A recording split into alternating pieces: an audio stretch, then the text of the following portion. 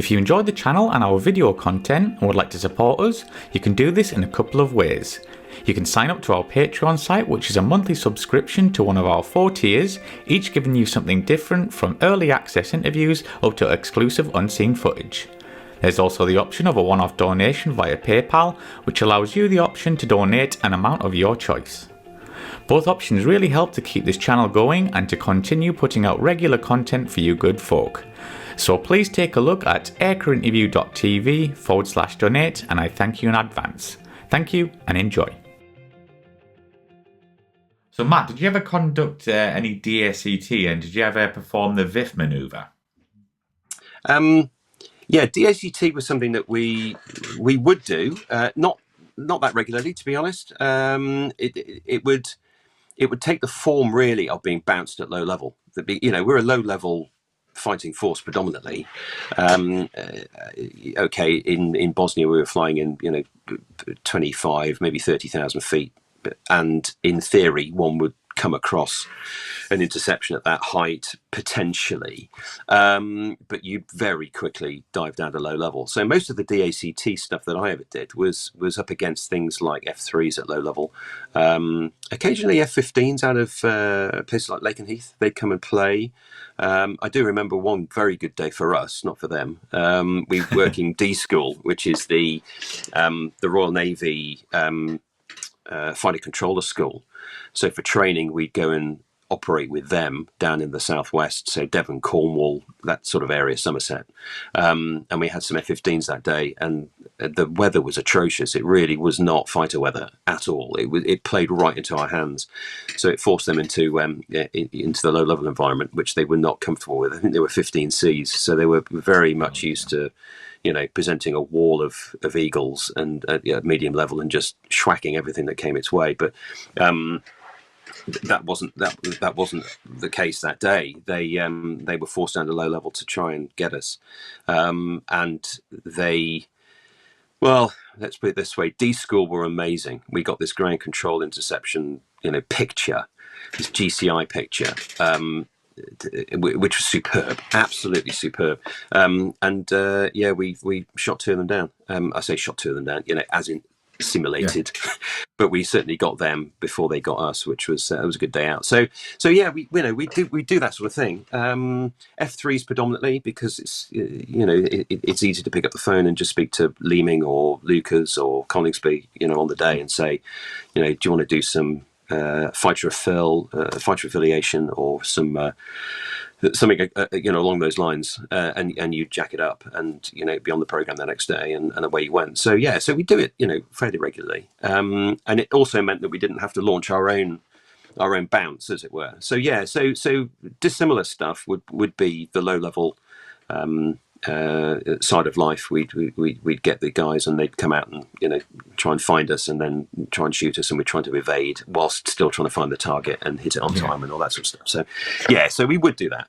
But the you're talking about VIFFing, vectoring and forward flight. Yeah, it was in the repertoire, but we didn't use it very often. And to be honest, there were an awful lot of regulations and limitations attached to VIFF, such that it was a specific brief. It was a specific part of the out brief, and when you used it, you used it with the respect it deserved. Because yes, VIFF would allow you to nose point quite markedly, but it was an instantaneous increase in pitch rate because you've moved the nozzles. It wasn't something you would sustain. You would kind of threepenny bit your way around the circle with VIFF, and what the major byproduct of VIFFing was the fact that as soon as you move the nozzles anywhere but aft, you start slowing down, and the Harrier was such an aerodynamic brick that as soon as you took the thrust away from aft,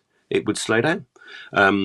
And energy is life. You talk to any fighter pilot. Speed is life, energy is life. There's a whole equation there within the air combat envelope, if you like. And speed is definitely key.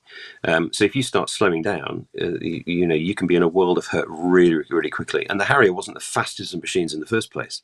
So really, it was a bit of a last-ditch maneuver, to be honest. So yeah, we did use it. It could go wrong quite quickly. It could go wrong in spectacular fashion. I do recall it was hilarious. I was from my perspective, not from the poor guy who did it. But we were doing this was working up for the ship.